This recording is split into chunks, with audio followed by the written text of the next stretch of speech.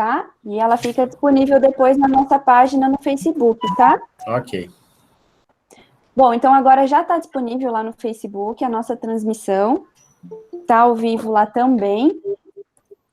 A mesa tem um handout, eu vou disponibilizar esse link nos comentários, tanto do Facebook quanto do Meet.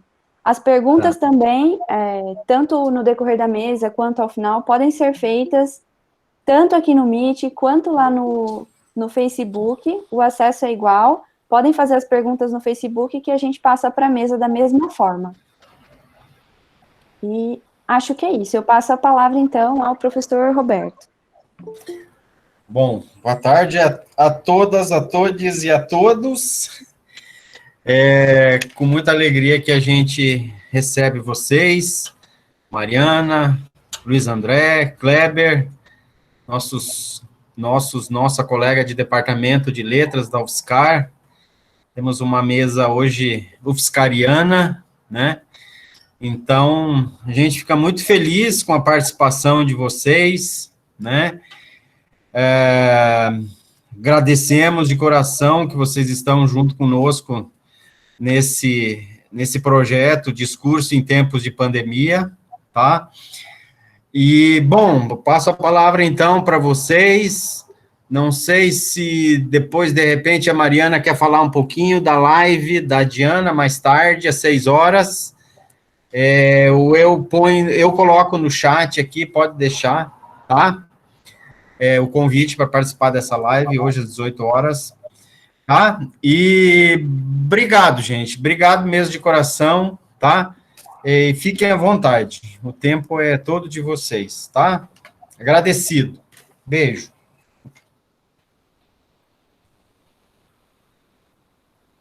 Obrigado, Roberto. Ok. Boa tarde a todos. Eu não sei se a Mariana ou o Luiz André querem falar, porque a gente tinha combinado uma ordem, né? Vocês querem inicialmente falar alguma coisa antes da gente começar? Não? Então tá bom. Pessoal, no dia que nós nos reunimos, né, eu, a Mariana e o Luiz André, também aqui pelo Meet, né, a gente discutiu um pouquinho de como seria o tom da nossa fala. Nós vamos falar em 20 minutos, né, cada um, e depois nós vamos abrir para as perguntas e intervenções, né? E a ordem será a seguinte: eu vou falar primeiro, né, sobre falácias, né, o tema da nossa live é tempos de pandemia, falácias, fake news e banalizações, né? Então, eu vou falar primeiro de falácias, depois o Luiz André vai falar sobre fake news, né, e depois a Mariana vai falar sobre as banalizações através, né, dos memes, ok? Então, eu vou me controlar aqui no meu tempo, sei que 4h20 eu tenho que parar, ok? E depois eu já passo a palavra para o Luiz André. Eu queria, primeiramente, agradecer a presença de todos que estão nos assistindo nos diferentes canais, né? Agradecer ao Roberto pelo convite, né? A Júlia e a Tamires também, né? Que tem aí dado um apoio para a gente, né? Tem ajudado na organização e agradecer a todos vocês, né? Pelo convite, né? Tamires, Júlia e Roberto Baronas, né, e todos aqueles que estão nos assistindo. Bom, pessoal, eu peço quem puder, né, quem recebeu por e-mail e quem estiver acessando o Drive, né, eu preparei um handout, na verdade é um esqueminha daquilo que a gente vai conversar um pouco na minha fala, né, e eu estou trazendo alguns exemplos. Eu tipifiquei, na verdade eu peguei assim umas tipificações de falácias, né, e fiz uma espécie de um esquema com a tipificação, a exemplificação, a explicação, perdão, e a exemplificação com alguma coisa que eu consegui pegar ou na internet, ou algum exemplo recriado, porque o conteúdo já não estava mais lá na internet. Então, eu vou falar um pouquinho a respeito desse tema das falácias, não é? E vou trabalhar um pouquinho essa tipificação e vocês podem acompanhar aí pelo handout que foi distribuído online, ok? Se der tempo, eu vou falar dessas 20 formas, sabendo que existem mais, né? Mas, se não der tempo, fica aí pelo menos o registro para vocês olharem, tem as fontes também, tem algumas referências bibliográficas no final e algumas sugestões de leitura, tá? Bom, pessoal, o conteúdo das falácias, né, desde lá da antiguidade grega, né, é algo que vem sendo tratado pelos filósofos, especialmente Aristóteles, né, falou, né, sobre essas questões na arte retórica, e o que, na verdade, a gente tem, vou dizer assim, como é que eu diria, assim, resumindo, né, o que é uma falácia, né, é um argumento que parece, né, que parece verdadeiro, ok? E nesses tempos de falar, de muito embate político, a gente vê muitas estratégias, tá? A primeira das estratégias em que as pessoas vão utilizar as falácias é na dialética erística, né? E segundo o Schopenhauer, que escreveu um livro sobre a dialética erística, né? Ele diz assim, primeiro, por que dialética erística, né? Eris era a deusa da fúria, da discórdia, né? Então, é uma dialética da discórdia, né? A dialética erística é a parte, aliás, é a arte de disputar, mas, precisamente, a arte de disputar de maneira tal que se fique com a razão. Portanto, per fas et nefas, né? Com meios lícitos ou ilícitos, significa, né? Essa frase em latim, né? Per fas et nefas, né? Por meios lícitos e ilícitos. De fato, é possível ter razão objetiva na questão em si, e, no entanto, aos olhos dos presentes, por vezes, mesmo aos próprios olhos, não ter razão, né? É um livro de Schopenhauer, em que ele trata de 38 estratagemas, né?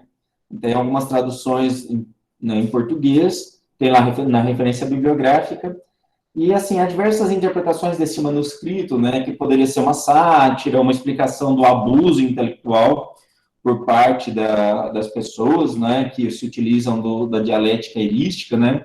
Há quem diz assim, mas o Schopenhauer não estava defendendo, ele estava explicando como escapar da dialética erística. Eu não vou discutir isso, né, e tem aqui também algumas referências bibliográficas de filósofos que discutem essa obra do Schopenhauer.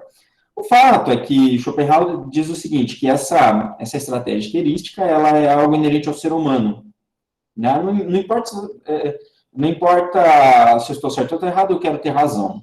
Então, eu vou usar de qualquer meio, e esses meios podem ser lícitos ou ilícitos, né? E nessa disputa por ter razão, tanto faz os argumentos que eu vou utilizar. Então, no item 2 lá do nosso handout, a falácia simula a verdade. Nesse sentido, per fas et nefas faz todo sentido no debate político, né? O efeito não é convencer o seu interlocutor, ok?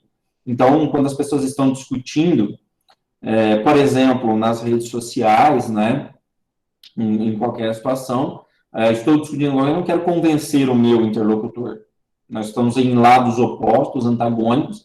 Eu quero convencer aqueles que estão lendo aquilo que eu estou dizendo, estão ouvindo, né, assistindo o meu debate, né. Assim, o termo lacração, ou a expressão dar uma lacrada, né, é justamente entender o efeito do convencimento do público, não pela verdade, mas pelo efeito né, ou seja, pelo efeito de verdade. Então, nessa fala aqui, eu iria abordar apenas as falácias e não as estratégias como insultos e xingamentos, né? Então, existem algumas estratégias como você insultar, provocar o seu interlocutor, né? Para que ele fique muito bravo e perca a linha, e daí você sai de boa nessa discussão, ok? Há um filme bastante interessante chamado Obrigado por Fumar. Eu até faço uma referência a esse filme lá nas referências bibliográficas, né? Obrigado por Fumar é um filme que mostra a história de um lobista, né, nos Estados Unidos, contratado pelas empresas de cigarro para fazer vamos dizer assim, o trabalho dele que é defender, né, junto aos parlamentares norte-americanos, a imprensa, a opinião pública, as empresas do tabaco, né, a indústria tabagista. Então, ele se utiliza de uma série desses estratagemas, né, e curiosamente ele não mente em momento algum, né, nem ele puxa, vamos dizer assim, toda a argumentação dos fatos e tal para o lado dele, irrita os debatedores, ele faz de um modo, né, que aí, assim, o que é interessante é que por mais que a gente entenda, né, o risco do cigarro, a saúde e tudo mais, né, é um personagem que parece mais um mocinho do que bandido, né, e aquela pessoa que discute com ele, que é o seu rival, acaba parecendo um bandido. Então, pessoal, voltando, né, então essas seriam atitudes performáticas, né, do xingar e tal, né, e aqui eu vou tentar trabalhar um pouquinho da questão aqui do engodo mesmo no raciocínio. Então, vejam, no raciocínio, no argumento. Então, por exemplo, a gente pensa no silogismo clássico, né? Você tem a premissa maior, a premissa menor, e depois a conclusão. Então, alguns desses raciocínios aqui, eles estão descritos aqui nesses 20 exemplos, né? Dos tipos de falácias, ok? Então, eu vou tentar explorar algumas, não sei se a gente vai chegar até todas, mas para a gente ter uma ideia. E eu sei que muitos de nós aqui são professores de português, são professores de redação, são pessoas interessadas em linguagem, não é? Então, o que eu queria relatar aqui também é que, pelo menos isso já tem muito tempo, é claro, né? Muito tempo.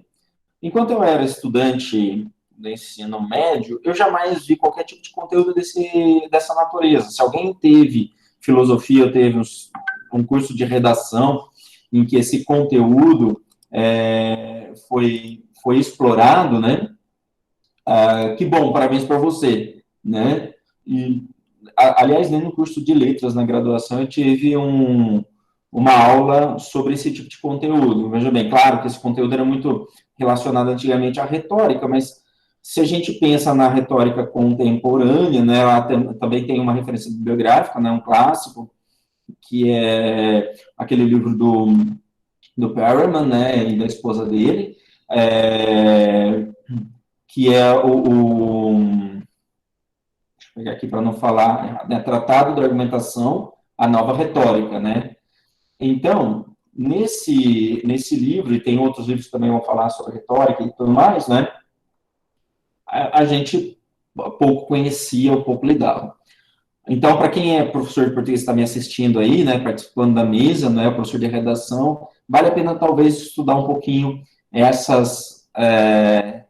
a retórica, né, não no sentido necessariamente do clássico, ensinar o seu aluno a fazer um debate público, né, lá Aristóteles, não, mas entender como esse pensamento ainda está presente e como essa coisa da lacração, né, faz parte aí dessa cultura da falácia. Então, vamos lá, pessoal. Aí eu fui tentando pegar alguns exemplos, né, desses tipos. Eu me baseei também, tem as referências de onde eu me baseei para escolher esses tipos. Tem vários outros tipos de falácias, né? Esses seriam, assim, os principais, né? Então, o primeiro é aquele que é mais comum de todos e a gente vai encontrar a todo instante na fala das pessoas, não é? Nós vamos encontrar esse tipo de exploração, é o argumento ad hominem, né? Então, do latim ao homem, ou seja, é contra o homem, né? Contra a pessoa, né? Quando atacamos o argumentador e não o argumento, desautorizar o argumento pela fonte, mesmo que o argumento esteja totalmente correto. Essa é uma estratégia, ok? Então, nessa perspectiva, aí temos exemplos assim. Então, vou trazendo alguns exemplos recentes agora na época da pandemia, né? Que credibilidade essas duas peças têm, né? Vamos lá no exemplo, né? Hoje em dia, né? hoje em dia? Nenhuma. Davi Wip, aí pega e ataca a pessoa do Dr. Davi Wip, né? Que é infectologista aqui de São Paulo, né? E ajudou aí nessa questão do programa, da quarentena no estado de São Paulo e assim por diante, ok? Então, aí a pessoa diz, né? Depois que se juntou ao Dória, parece que desapareceu o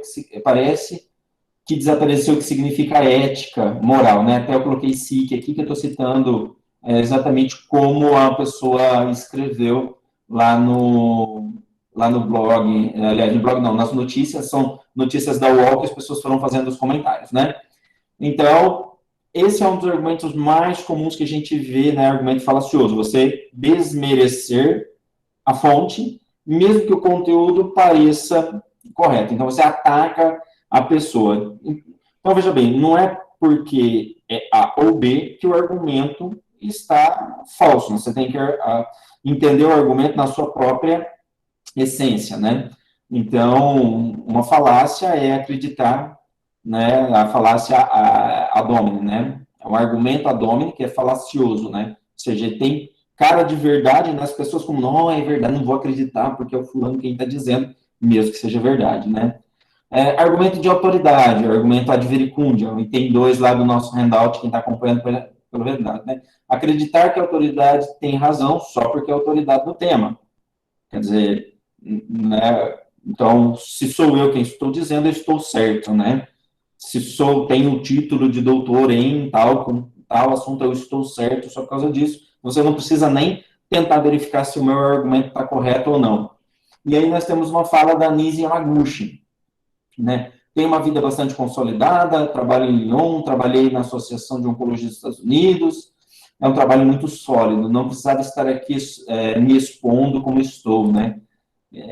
Quer dizer, olha só, como é que alguém pode duvidar da minha competência, da minha capacidade, se eu sou formado, né, em tal universidade, assim por diante. E assim, nós vamos seguindo vários argumentos. O argumento de consequência adversa, né, ou seja, né, quando as consequências, né, quando você acredita que as consequências, né, são piores, né? Então, isso daqui foi muito propalado, né? Foi muito divulgado nas redes sociais. Vai morrer mais CNPJ do que CPF. Né? Então, nossa, é verdade, muitas empresas vão morrer mais do que as pessoas. E aí, é claro que 1 zilhão de vozes se levantam e falam, não, mas espera aí, sem CPF você não consegue ter CNPJ, né? Ou seja, sem pessoa física você não consegue ter pessoa jurídica, né? Então, esse é o argumento, né? Apelar à ignorância, né? O que não foi provado como falso é verdadeiro e vice-versa, né? Aqui é um exemplo criado, mas essas ideias também já circularam por aí. Como não se sabe se alguém já teve corona e pegou novamente, então a pessoa já está imune, né? Então, algumas pessoas, né, quando falavam assim, não, olha, não se sabe ainda se a pessoa já teve corona, está imune ou não. Então quer dizer que já está imune, então, se não se sabe, significa que está. Então, isso, de novo, é um tipo, né? Então, essa tipificação vai mostrando para a gente quais são aí as armadilhas que nos esperam nesses debates, né? E é claro que também há uma discursivização disso também, e toda vez que, às vezes, alguém se levanta contra esse tipo de argumento falacioso, a outra pessoa já vem com uma outra falácia também, e acompanhe aí as discussões, não sei se você já se meteu em discussão com um parente a respeito desse tipo de coisa, né? Todo mundo tem lá um tiozão no WhatsApp, né? Como ficou essa figura construída, né? Tiozão do WhatsApp, né? Então, eu tinha pessoas com quem eu debatia no Facebook constantemente e era sempre essa estratégia, né? Só um adendo, pessoal, aqui, o Olavo de Carvalho, né, que é uma pessoa muito benquista aí no grupo bolsonarista, ele também fez uma adaptação dessa obra do Schopenhauer, né, como vencer um debate sem ter razão. Eu não sei exatamente como é o nome do livro dele, mas parece que é uma coisa nesse sentido. E nesse caso, realmente, uma visão instrumentalizadora, né, não como aquela que eu tinha discutido no início, que Schopenhauer talvez estivesse fazendo uma sátira, uma crítica, né, à controvérsia sobre esse assunto, mas eu não vou discutir, deixo isso para os filósofos, né. E, vamos dizer assim, na discussão, no debate, né, então a dialética erística está presente nesse tipo de posicionamento que muitas pessoas desenvolvem, não estou dizendo só da direita ou só da esquerda, de modo algum, né, diferentes espectros ideológicos, muitas vezes se utilizam desses argumentos. Aqui o que eu fiz foi justamente pegar aqueles relacionados ao tema da Covid, né? Então, o item 6 lá, petição de princípio. Supor uma resposta, supor que uma consequência diretamente ligada a um determinado princípio. Então, aqui é uma notícia do antagonista, né? Então, Boris Johnson foi o único dos governantes de países envolvidos que defendeu a tese da imunidade de rebanho contra o coronavírus. Uma suposta imunidade coletiva que seria adquirida a partir do contágio da população. E depois a gente foi ver mesmo, tecnicamente, a imunidade de rebanho não é esse sentido, você faz todo mundo se contaminar, né, para não ter mais a doença. Então, também é um argumento falacioso de petição de princípio. Item 7, seleção das observações. Contar os acertos e esquecer os erros. Né? Então, aqui depois tem uma notícia, né? Governo federal e estadual entregam mais 3 alas indígenas em hospitais do Pará. Ok, mas aí a gente não pode esquecer que 3 alas indígenas não dão conta, né, da necessidade dos povos indígenas de serem protegidos do coronavírus, né? 8, estatísticas dos números pequenos, né? Então, também é uma estratégia o quê? Próxima da seleção. Pessoal, estou vendo aqui que meus 20 minutos já se esgotaram, ok? Eu vou pedir só mais um, pelo menos para terminar essa página aqui do nosso handout, né? Esse aqui é o típico do tiozão do WhatsApp mesmo. Eu não conheço quem morreu de Covid, então a doença é uma farsa, né? Quer dizer, estatísticas pequenas, né? No item 9, tomar um número absoluto em oposição aos relativos, né? Então, a interpretação da natureza estatística. Então, interpretações também falaciosas, né, da natureza da estatística. Aí a gente tem uma frase do presidente Jair Bolsonaro que diz assim: o governo federal nunca foi óbice, né, falando lá das medidas protetivas da quarentena, né? Se depender de mim, quase nada teria sido fechado, a exemplo da Suécia. E nós acompanhamos pelos noticiários, né, que lá em 3 de maio, que foi quando ele falou, né, quando ele disse essa frase, né, a Suécia tinha um número 7 vezes maior, né, de mortes que o Brasil. Ok? Então, claro, a população da Suécia é menor, então sempre que as estatísticas têm que ser feitas em comparação. Parece muito óbvio isso que eu estou falando, certo? Parece muito claro que tudo isso aqui, poxa, mas parece um beabá, né? Eu já sei disso. Mas e quantas pessoas ainda não sabem? Né? Quantas pessoas ainda não entendem o que é falácia? Quantas pessoas ouvem e não criticam, né? Quantas pessoas são enredadas sem ter esse tipo de raciocínio? Oh, é verdade, tá certo, né? A falácia da incoerência, né? Usa critérios distintos, né? Então, a gente tem lá, em um determinado momento, o presidente diz que vai defender, né, a Constituição e depois ataca, ou diz que quer que tudo tem que estar funcionando, né, Congresso, Supremo, né, e depois grita, chega de interferência, né, em palavrão, e essas coisas assim, também é algo bem interessante. E o último que eu quero, assim, tratar aqui é o número 11, eu consegui ver a metade, né, que é o non sequitur, né, o sequitur depende aí de quem, da pronúncia, né, do latim que significa não se segue ou não acarreta, né. Então, de novo, né, se tem histórico de atleta, então não pega Covid-19, né. Veja, de novo, é um acarretamento falso, né? Uma consequência falsa, né? Então, não é verdade que quem teve histórico de atleta, né, faz, está imune, né, a coronavírus. Veja, foi um exemplo criado porque não encontrei um exemplo textualmente, né, mas isso circulou aí nas redes sociais também. 12, né, post hoc ergo propter, é o último da pessoa, prometo, já vou passar a palavra para o Luiz André, né, do latim, né, para que aconteceu após um fato, logo foi por ele causado. Então, teve inclusive virou meme, né, uma pessoa que, assim, várias pessoas que eram robôs, né, que diziam que o meu vizinho tomou cloroquina e sarou, né, um texto lá, né, falando disso.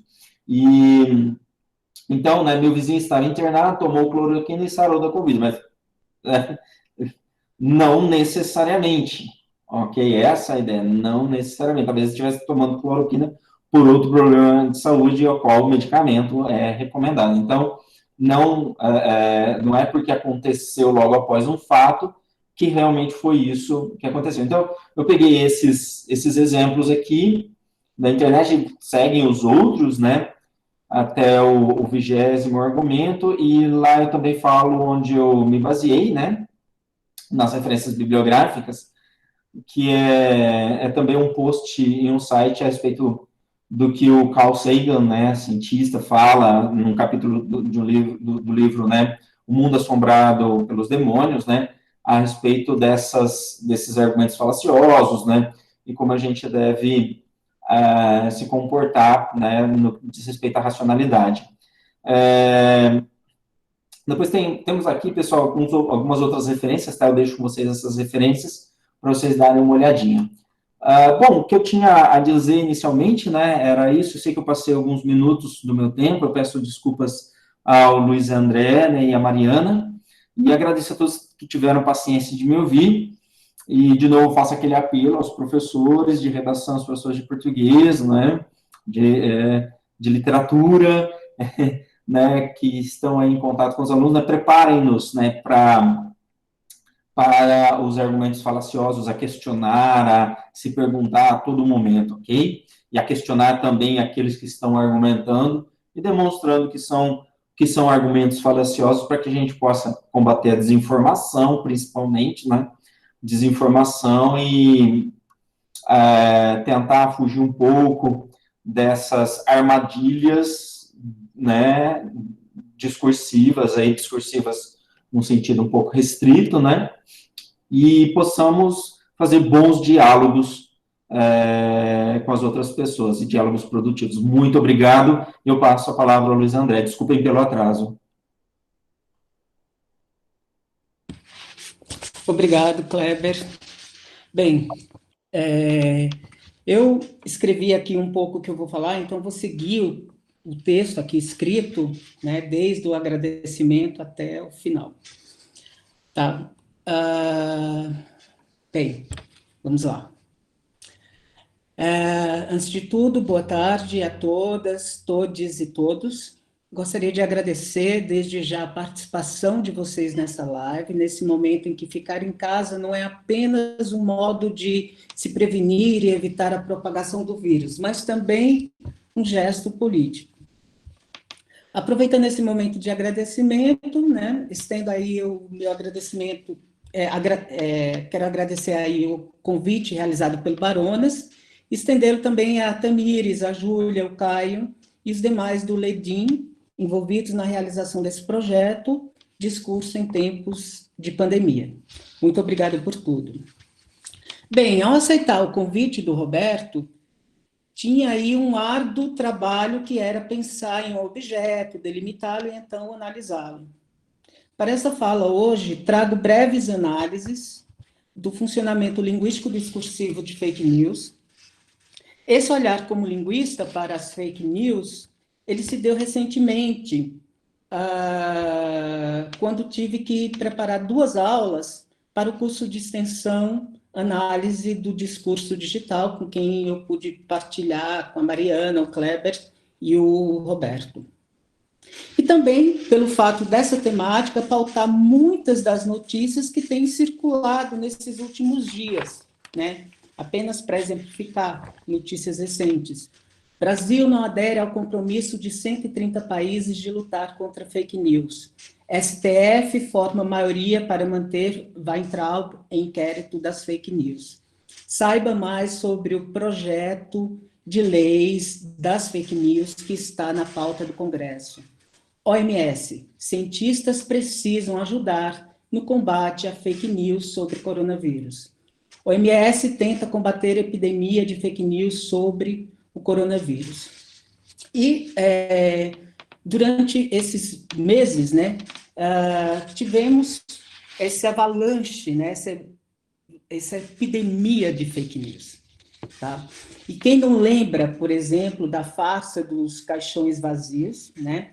No caso dessa fake news, segundo a reportagem do BBC Brasil, um levantamento apontou que 30% dos vídeos e fotos mais compartilhados sobre o novo coronavírus em grupo de WhatsApp naquela semana eram fake news sobre caixões vazios, né? E, recentemente, um outro dado interessante são as postagens no Twitter sobre o número de óbitos registrados em um hospital na Bahia, né? É uma notícia que circulou no UOL que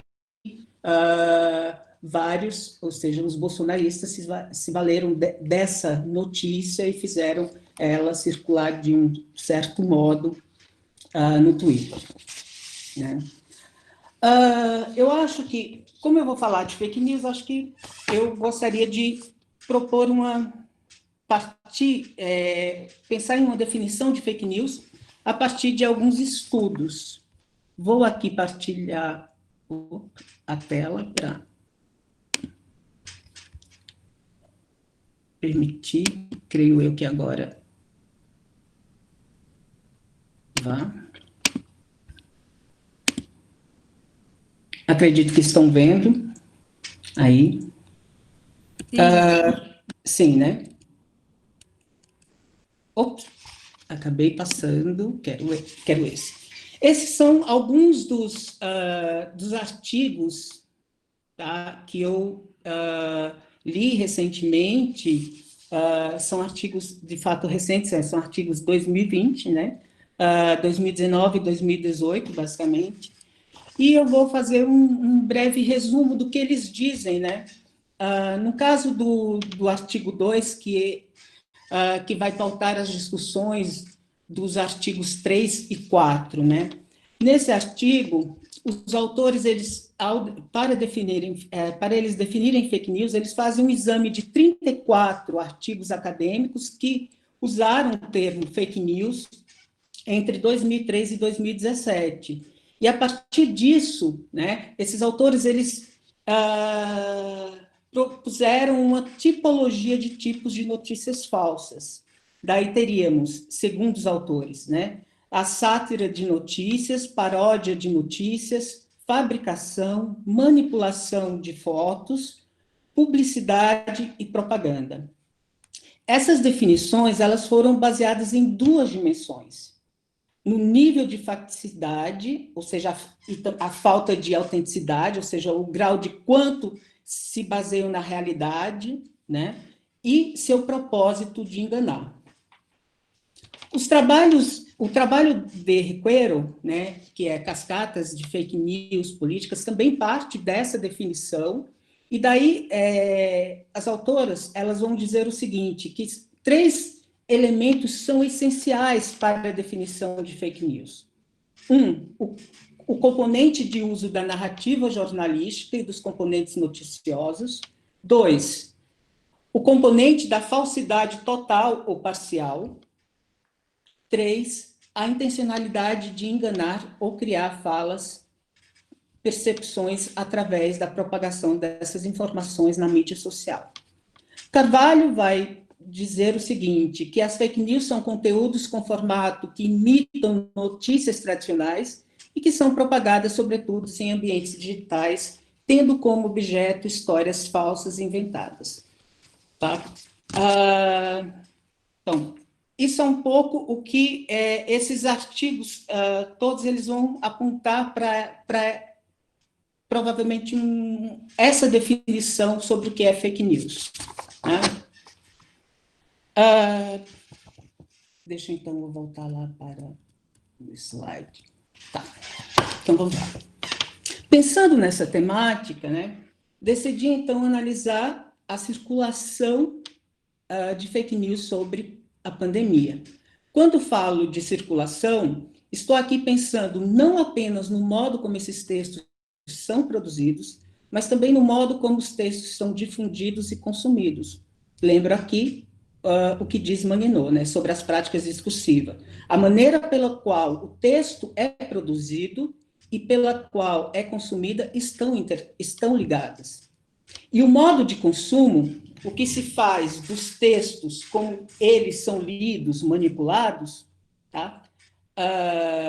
Caminha de mão dadas com o modo de difusão. E muitas dessas mensagens falsas que circularam, elas circularam sobretudo no WhatsApp. Eu mesmo recebi várias em um primeiro momento. As fake news analisadas, as que eu trago aqui, elas foram extraídas da página do Ministério da Saúde, que tem lá uma aba intitulada Saúde Sem Fake News, de alguns portais de comunicação especializados em verificação dos fatos, né? E daí eu fui encontrando algumas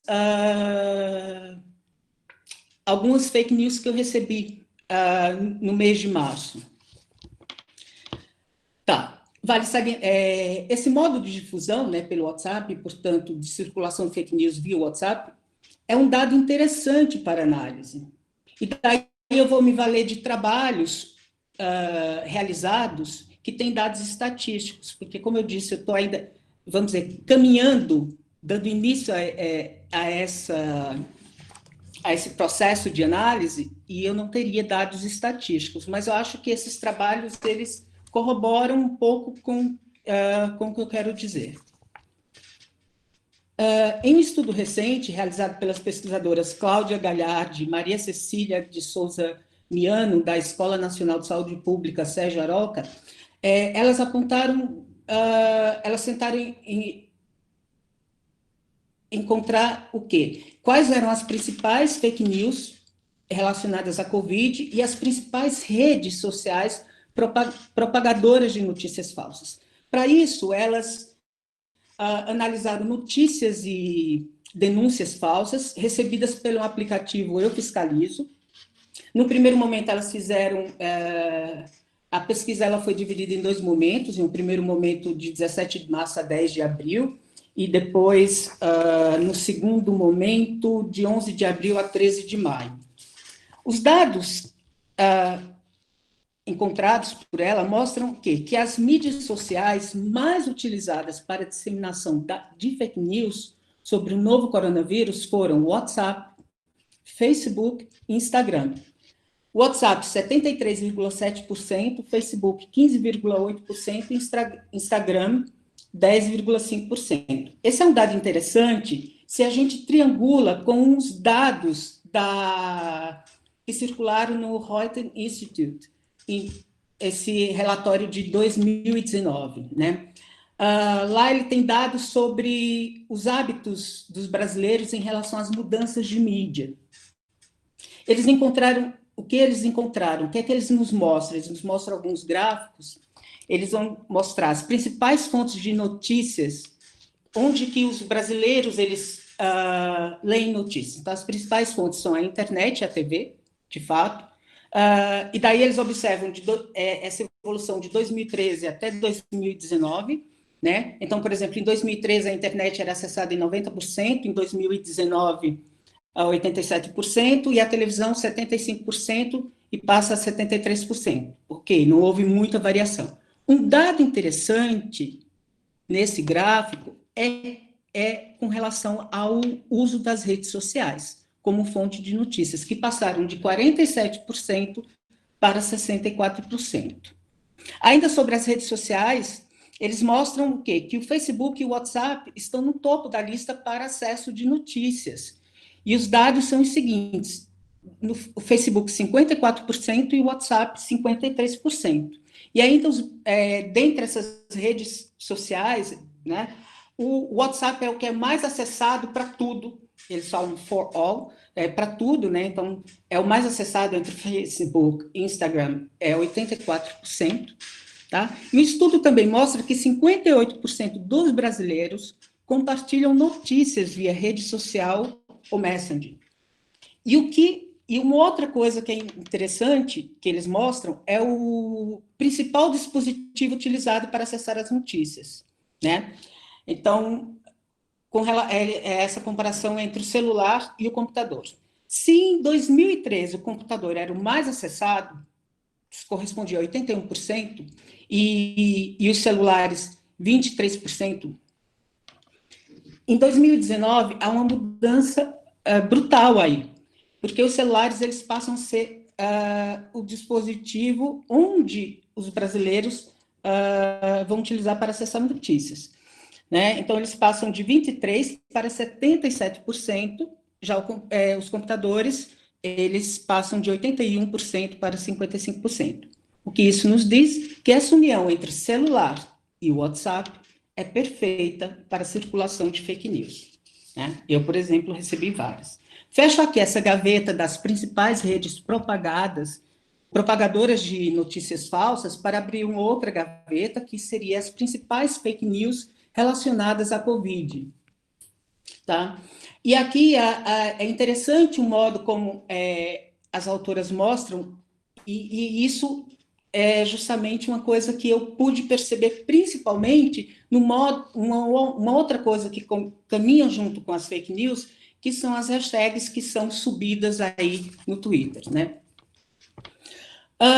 Elas dizem, a primeira etapa da pesquisa, né, que corresponde a 17 de março a 10 de abril, vejam, 65% das fake news estavam relacionadas com notícias que ensinavam métodos caseiros para prevenir o contágio da Covid-19. E 20% mostravam também métodos caseiros para curar a doença, ou seja, 85% era destinado, 85% dessas fake news que circularam aí no mês de março, né, eram desse tipo aqui, né, que eu estou mostrando aqui para vocês. Então, essa foi uma das fake news que eu recebi. Então, o coronavírus, antes de atingir, por exemplo, você tem aqui uma imagem, né, uma mensagem,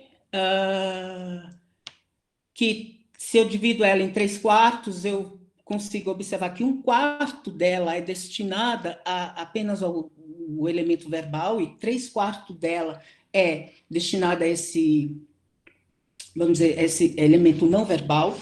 Isso é interessante porque aí, veja, essa notícia, no momento em que que o leitor ele é interpelado por ela, parece que ele está sendo interpelado por uma daquelas notícias que circulam, né? Por exemplo, numa revista como a Super Interessante. Então, você tem uma imagem gritante, uma imagem aumentada e um pequeno texto, ou seja, 3/4 dessa mensagem é composta por imagem. Essa imagem, ela vai estar associada com o que diz, com o que é dito na primeira parte do texto, né, do texto verbal, porque assim, o texto ele é dividido em 3 partes. Na primeira parte você tem dizendo como que o vírus ele vai percorrer o corpo humano, e daí isso dialoga, né, com essa imagem não verbal. Em seguida, vai se falar sobre como um método fácil para se proteger da Covid, né? Então, aí está. Se essa pessoa beber muita água e faz gargarejo com água morna, sal ou vinagre, isso eliminará o vírus. Isso é interessante porque a gente pode observar essa enunciação do simples, né? De um método simples de combate, recorrente nessas mensagens, nessas fake news, né? Então, assim como esse enunciado, né, que eu retirei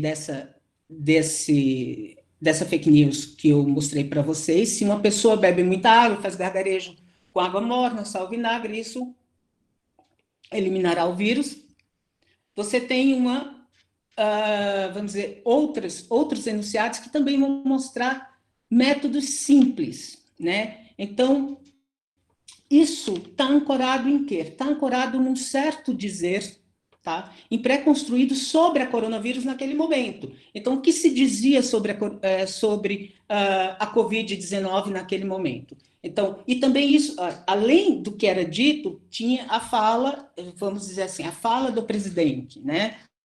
Do Bolsonaro, em que ele dizia que era apenas uma gripezinha. Veja, você acessa esse imaginário da gripe. E, de fato, na nossa cultura, como que a gente cura uma gripe? Com esses métodos simples. Um simples xícara de chá, né, vai nos ajudar. São todos métodos simples. A receita é simples, limão e bicarbonato. Ou seja, esse traço de simplicidade, vamos dizer assim, ele é recorrente nessas primeiras, que eu pude observar que esse traço ele é recorrente nessas primeiras fake news, né? Um outro traço interessante, né, é que todas essas fake news, elas vão, a maioria, né, finalizam com enunciados do tipo: divulguem essas informações, pois você pode salvar alguém se essa pessoa souber disso. Veja, eu tenho aqui um conjunto desses enunciados, que estão em outras fake news. O leitor ele é interpelado ao quê? Não só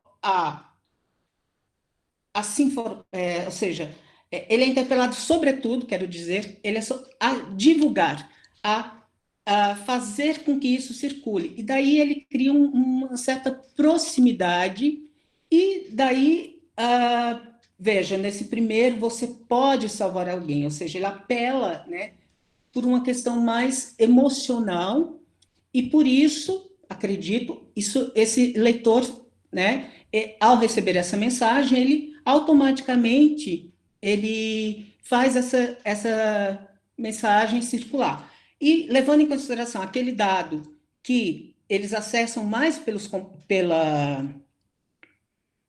WhatsApp, então veja como que a gente faz uso do celular hoje em dia. Então, as pessoas elas utilizam mais o celular, e o celular você utiliza caminhando, andando. Então, esse modo de utilização desses dispositivos, então, às vezes você não vai se ater.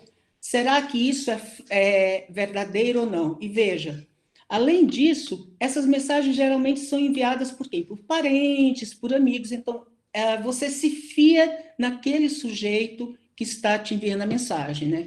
Veja o que diz, por exemplo, a 1.4, compartilhe essa mensagem com seus amigos e familiares para conscientizá-los sobre essa bênção na forma de chá na sua cozinha.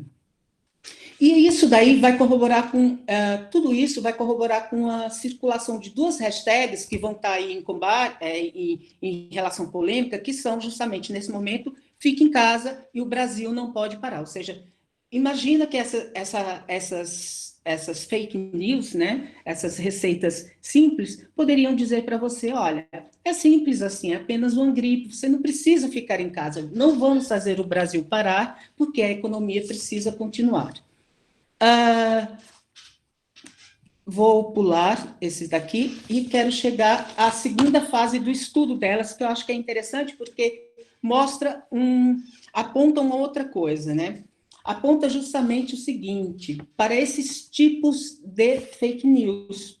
Aqui, cientistas pedem, quer dizer, eles vão fazer circular determinadas reportagens, por exemplo, sobre os estudos da Lancet, as falas da OMS. Então, o que elas observaram, né? Que 24,6% dessas fake news afirmam ser a doença uma estratégia política, 10,1% defendem o uso da cloroquina e hidroxicloroquina sem comprovação de eficácia científica, e, portanto, isso daí está muito grudado a essa questão mais política, né? E 7,2% são contra o distanciamento social. Tudo isso ligado a vamos dizer, esse posicionamento propagado pelo presidente Jair Bolsonaro.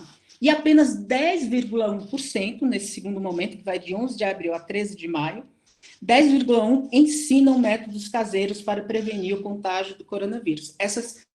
Há uma mudança no modo de circulação dessas fake news, né? Isso a gente pôde observar bem ao longo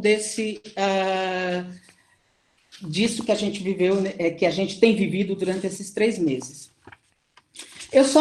Para finalizar, eu vou abrir aspas aqui para um dos estudos, né, que foi divulgado naquele dossiê sobre fake news na área da saúde, que foi divulgado no Fiocruz, né?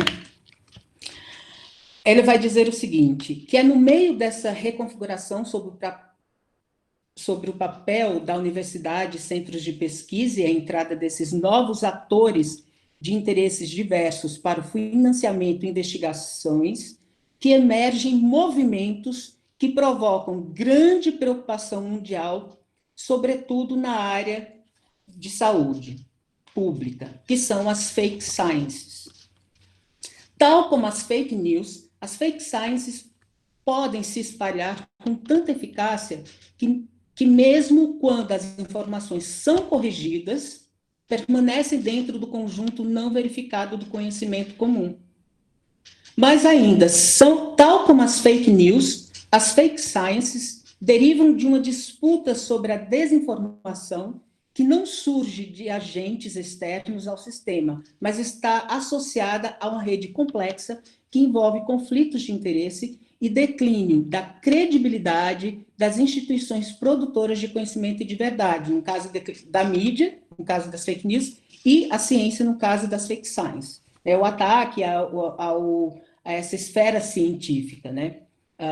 Por essas incertezas nos dados, como eles mostram, né? Por exemplo, a descoberta da fraude do estudo da Lancet, a prova que assintomáticos não têm tanto poder de contaminação da Covid-19, provam que Bolsonaro, Nise e Yamaguchi estão certos. Isso daí vai corroborar também com a hashtag Bolsonaro tem razão. Nise se tornou referência no mundo, o amor dela pelos brasileiros comoveu a nação, a cloroquina salva vidas. E ele vai dizer o seguinte, que essas fake news, as fake sciences, podem ter 2 origens, fraude científica ou a politização da ciência. A gente vai vendo essas 2 coisas, por exemplo, com relação à questão dos dados fornecidos para esses artigos da Lancet, né? No entanto, não se trata apenas de condutas dentro da comunidade científica, mas compreendemos as fake news, ou fake science, como uma apropriação dos discursos científicos para a propagação de uma informação que vá contra as pesquisas científicas, implicando uma série de disputas em prol do controle e da verificação da informação. Nesse cenário, emergem teorias da conspiração relacionadas à ciência, pseudociências, tratamentos alternativos, entre outros discursos, que vão ganhando contornos políticos, partidários, em um momento em que o conservadorismo é evidenciado. E ele vai justamente mostrando isso, né? E a gente vai observando como que esses discursos conservadores eles vão atravessando, né? Todos esses dizeres que fazem essas fake news circularem, principalmente nesse segundo momento, tá? Eu fico por aqui, porque já deu 24 minutos. Obrigado. E passo, então, a palavra à Mariana. Deixa eu tirar aqui da tela.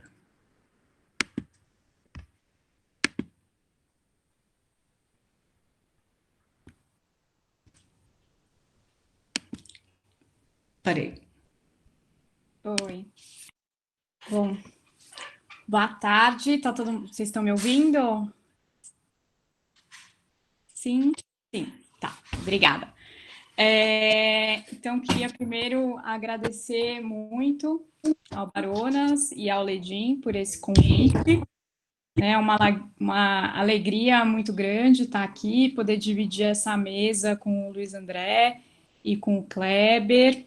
Né, acho que é muito bom a gente ainda ter a possibilidade do encontro, né, mesmo virtual, e a possibilidade do debate, né, da reflexão, apesar, né, da pandemia. Tá? Eu vou também eu vou ler um pouco e comentando, para tentar não passar muito os meus 20 minutos. Eu vou até marcar aqui o tempo. E é isso. Então, na pandemia, né, por conta da situação de confinamento em que muitos de nós nos encontramos, não todos, porque sabemos da desigualdade que se apresenta, até mesmo em relação à possibilidade de ficar em casa neste momento, parece que estamos mais conectados do que nunca, né, recebendo um bombardeio de textos via internet, e por meio desses textos vamos construindo a nossa realidade pandêmica e estabelecendo as nossas práticas cotidianas a partir disso. Como estão os hospitais, qual é o número de mortos, o que aconteceu na China, existem culpados, como tratar os doentes, cloroquina funciona mesmo e chá de erva cidreira, até quando precisaremos ficar confinados, quem está confinado e quem não está, o que aconteceu nas manifestações, o que as pessoas estão fazendo em suas casas, né? Procuramos elaborar respostas a essas perguntas, muitas vezes a partir das fotos, vídeos, enfim, dos textos diversos que recebemos e que, portanto, são elementos que vão interferir fortemente naquilo que consideramos que é real, que é verdadeiro, que é aceitável, que é condenável, etc., né? E é claro que não recebemos esses textos e discursos de forma passiva. Como enunciatários, interpretamos, aceitamos, condenamos, rimos, replicamos, não acreditamos, tudo isso a partir das nossas crenças, nossa maneira de ver o mundo, do conhecimento que fomos construindo com base em outros textos, outros discursos, outras vivências. Os memes, gênero que pretendo abordar hoje, fazem parte desse conjunto de textos que, neste momento, talvez mais do que em outros, também contribuem para a produção de determinadas visões e atitudes a respeito da pandemia. Antes de entrar propriamente nos memes da pandemia, acho que cabe falar um pouquinho sobre os memes de forma mais geral. Esse termo, meme, foi criado pelo biólogo evolucionista britânico Richard Dawkins, em seu livro Gene Egoísta, de 1976, a partir de um paralelo com o termo gene. Enquanto gene diz respeito à transmissão de informação biológica, o meme é definido como uma unidade de transmissão cultural ou uma unidade de imitação. Cito agora, né, esse biólogo. Exemplos de memes são melodias, ideias, bordões, modismos, maneiras de fabricar panelas ou de construir arcos. Tá? No entanto, o meu interesse aqui é realmente tratar do meme de internet, como os apresentados aqui. Vou colocar meu slide, vamos ver se vai dar certo.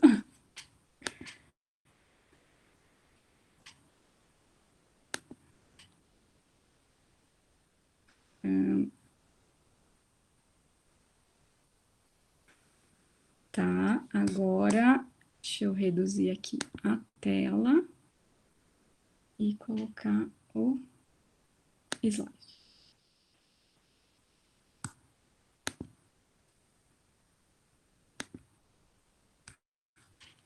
Pessoal, vocês estão vendo?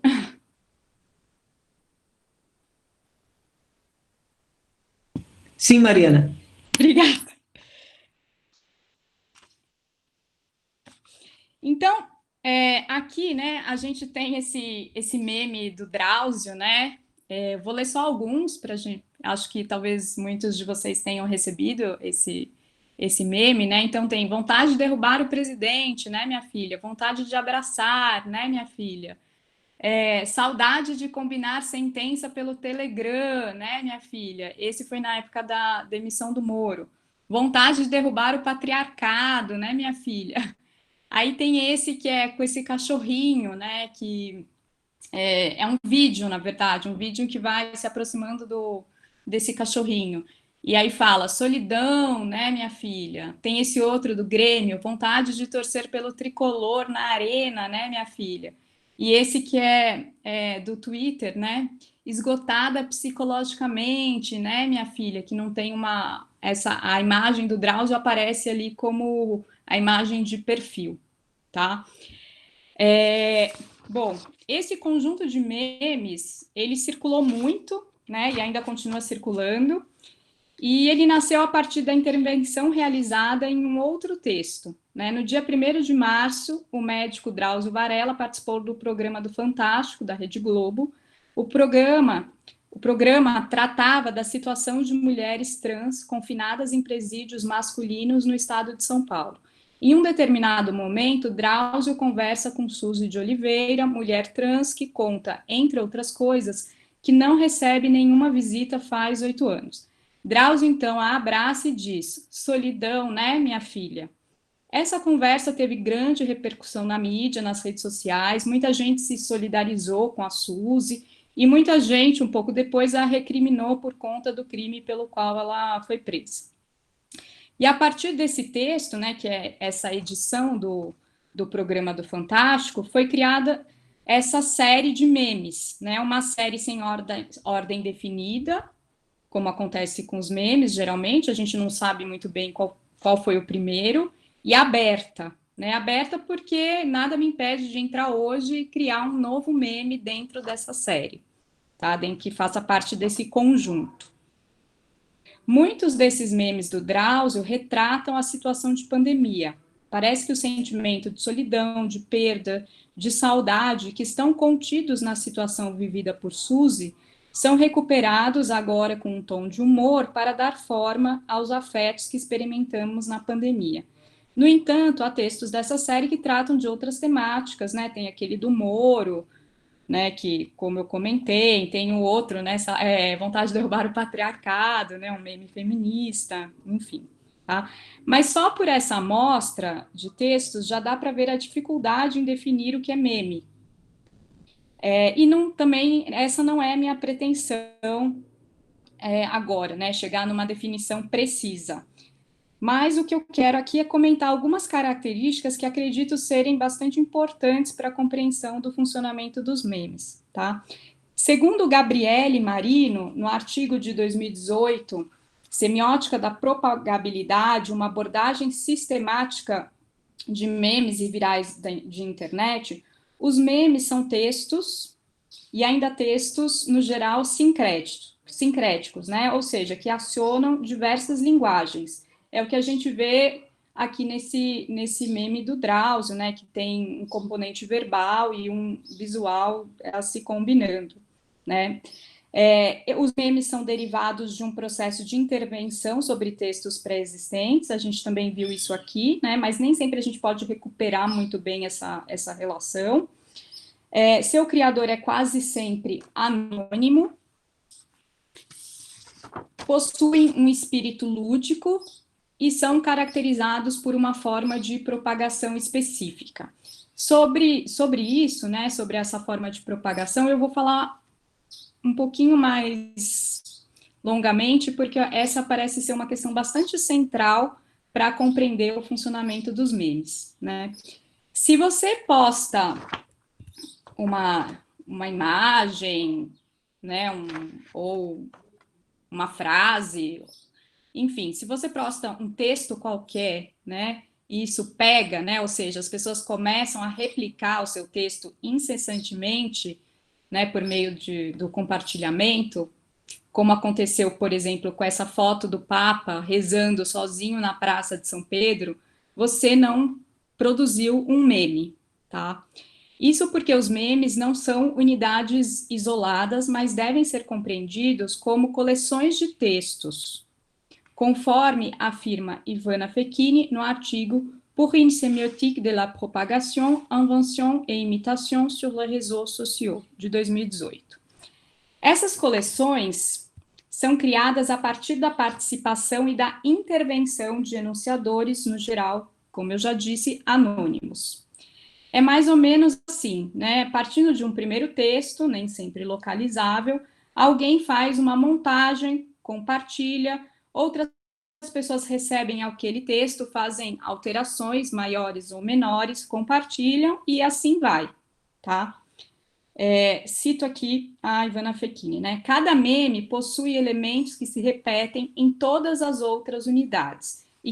E e que permitem identificá-lo como uma parte da mesma série. No entanto, se cada unidade fosse idêntica à outra, a serialização não ocorreria. A variação e a invariação podem ser de diversas ordens, né? Então, como vimos com o meme do Drauzio, né? Ou seja, tem que ter um pouco de variação, tem que ter um pouco de invariação, e isso pode, essa variação e essa invariação podem agir de diferentes maneiras, em diferentes elementos do meme, né? No caso do Drauzio, tem mudança de foto para vídeo, né? O meme com o cachorro é um vídeo, alteração no componente verbal, né? Os dizeres não são todos iguais, alteração na imagem, alteração em ambos, etc. Tá? Para essa cadeia de memes existir, é então preciso que haja sempre replicação e invenção, como diz a Ivana Fechini, tá? A partir disso, ela propõe os seguintes pares para compreender esse processo de propagação de memes, tá? Replicação versus invenção, repetição versus variação, semelhança versus diferença. A partir da semiótica tensiva, como proposta por Fontanilli e Zilberberg, intenção e significação, podemos pensar numa relação de tensão entre os termos que formam cada categoria. Nesse sentido, cada um desses termos vai ocupar pontos extremos de uma gradação. Os memes poderiam ser localizados como mais próximos de um extremo ou de outro, ou seja, mais ali perto da replicação ou mais perto da invenção, tá?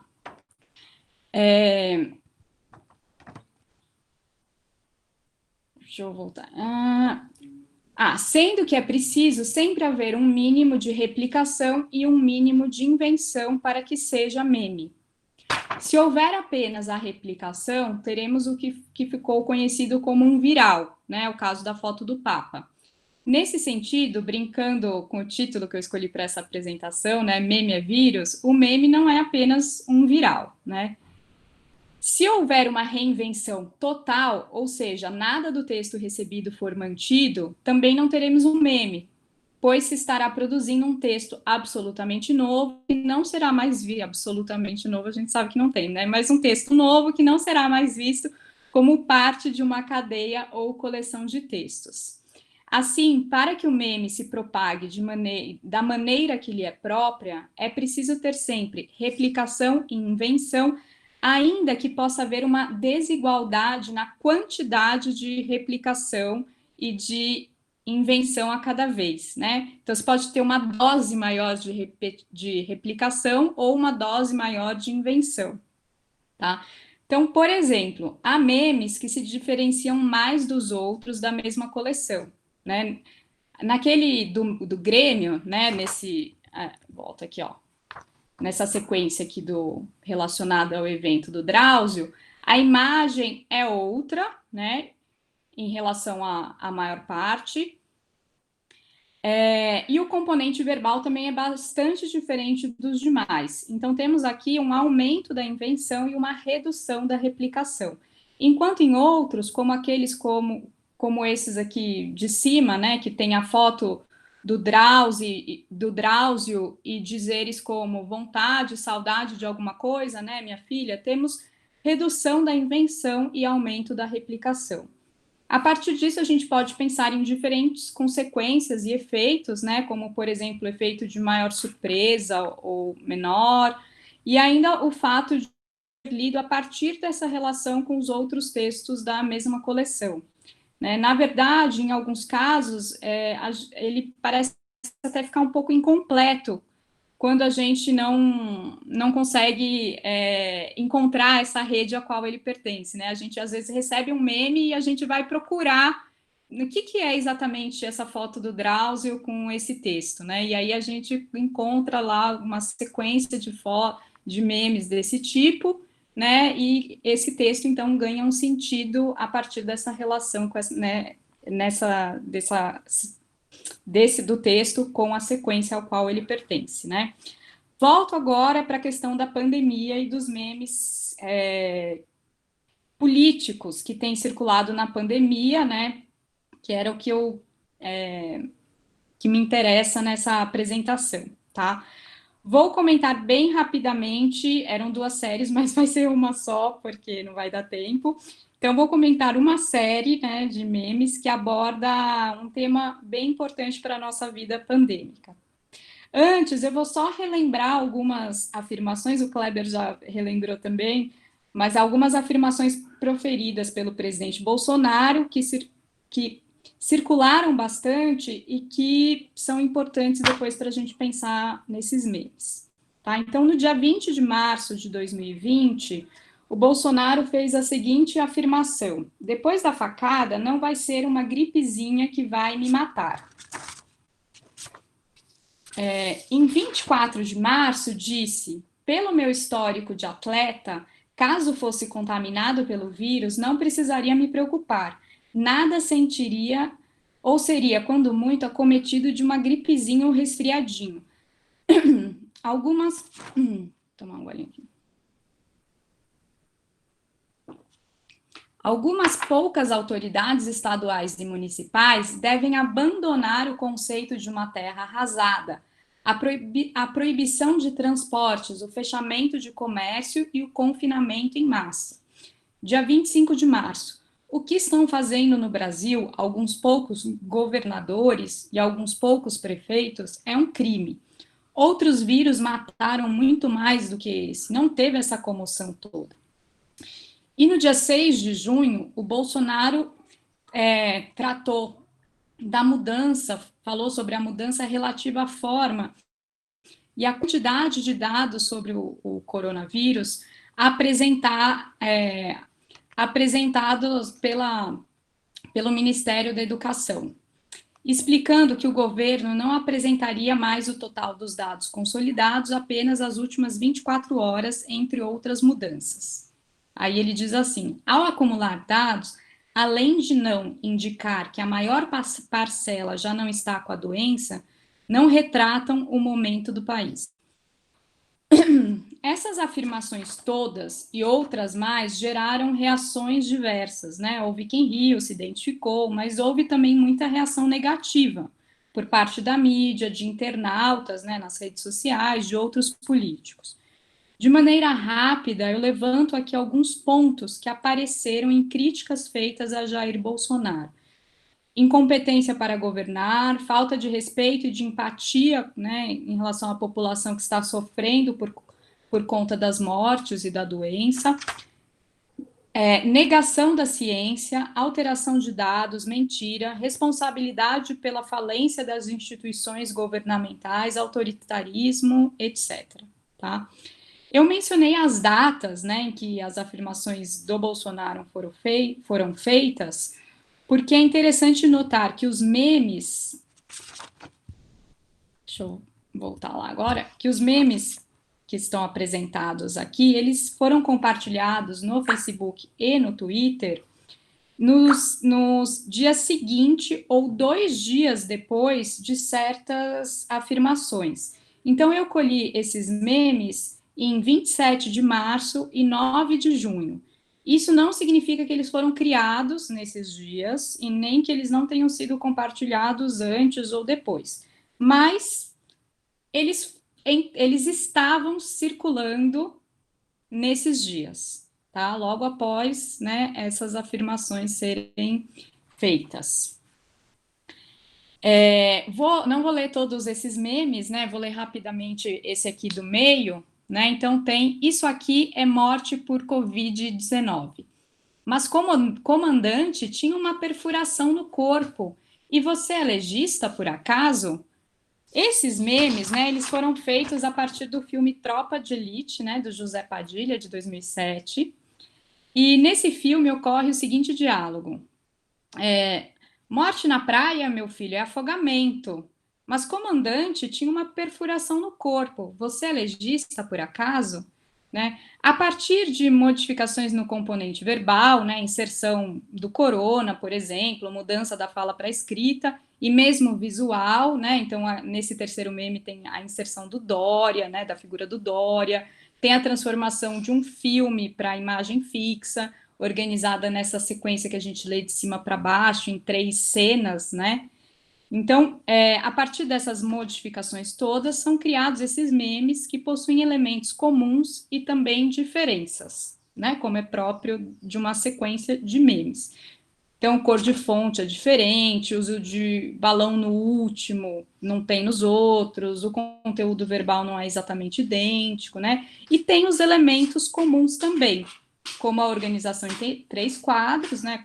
Sobre a qual eu já falei, a relação intertextual e interdiscursiva com o filme, tá? Os 3 textos, eles mostram ainda uma situação em que uma morte causada por tiro ou outro motivo qualquer a mando de uma autoridade ligada ao Estado, computada como coronavírus, recuperando do filme esse tema da mentira, da corrupção, da falência das instituições. A partir disso, podemos identificar aqui uma inversão em relação às críticas feitas ao presidente.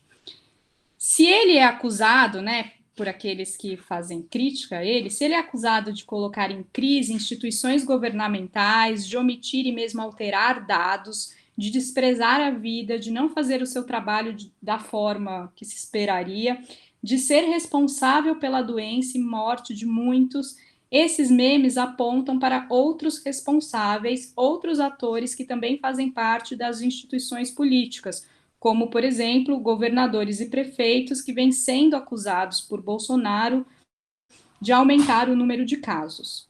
Nos memes, seriam esses outros os mentirosos, os que corrompem, os que não cumprem suas funções como se esperaria, os que causam a falência das instituições.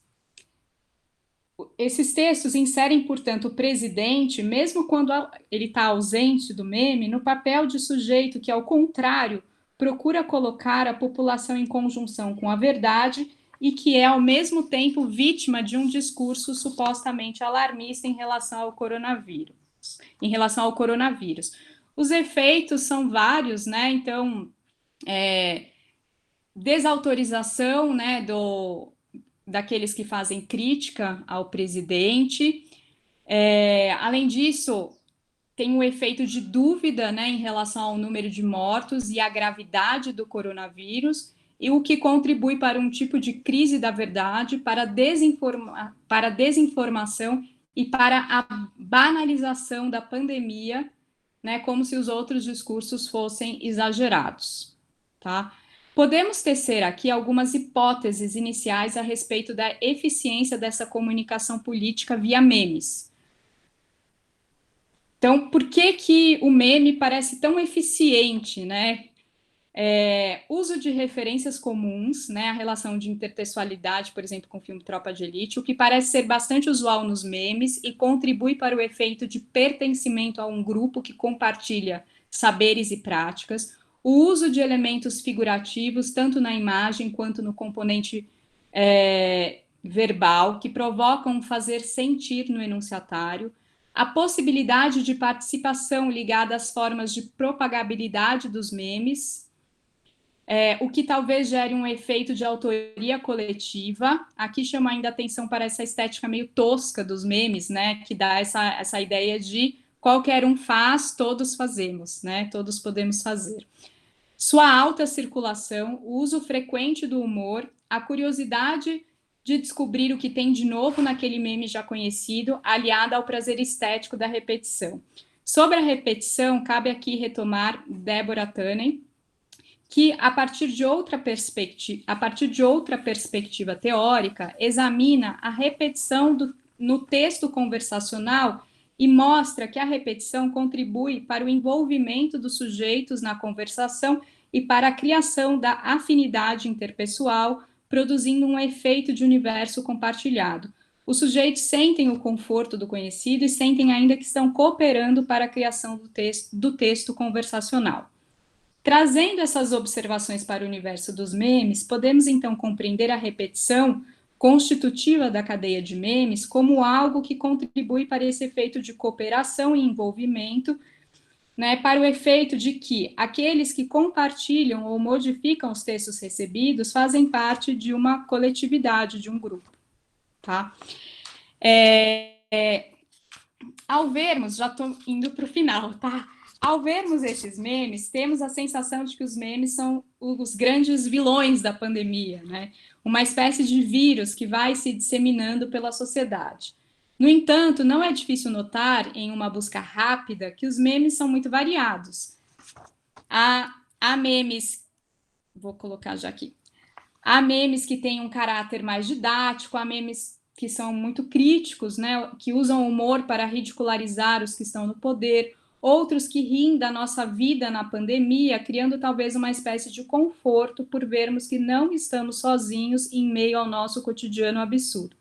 Eu não vou ler esses memes, né, vou deixar eles... Eu peguei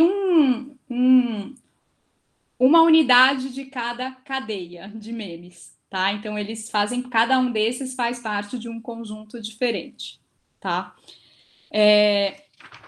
Logo, como outros gêneros, os memes podem colocar em circulação diferentes discursos e produzir efeitos também com certa variação. Não se trata, portanto, de organizar uma ação de revolta contra os memes no geral, mas talvez de procurar formas de contribuir com uma vacina, entre aspas, né, contra aqueles que geram desinformação, preconceito, morte, por meio do desmascaramento de seu funcionamento e de seu papel nas trocas sociais. Tá? Obrigada. Eu vou tentar voltar agora para a sala. Peço desculpas também por ter passado um pouco do tempo.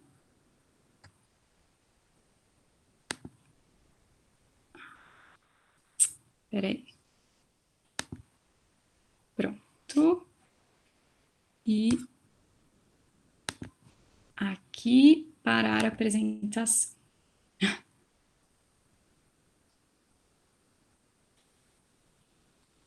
Assim. Oi, Mariana. Oi. Oi. Oh, obrigado, Mariana. Obrigado, Clever. Obrigado, Luiz André. Tá? Agora, está aberto para as perguntas aí, quem quiser se manifestar, tá? A gente tem um tempo aí para as perguntas, tá bom? Não sei se eu posso fazer um comentário para o Kleber? Pois não, Diana, por favor. Kleber, eu quero dizer que eu gostei muito da mesa, todos estão trabalhando com coisas que me interessam muito, portanto, eu fiquei muito atenta e entusiasmada em ouvir. Certo? Mas, Kleber, eu queria só comentar uma coisa, quando você foi falando das falácias, essa primeira que você mencionou como das mais frequentes, o contra a pessoa e não contra o argumento, né? Eu tive uma orientanda de mestrado que trabalhou com o blog do Sakamoto, verificando os comentários. E isso foi uma coisa fascinante. Quer dizer, ele dissesse o que ele dissesse lá, ninguém comentava o que ele tinha dito. Aí era interessante que tanto os que criticavam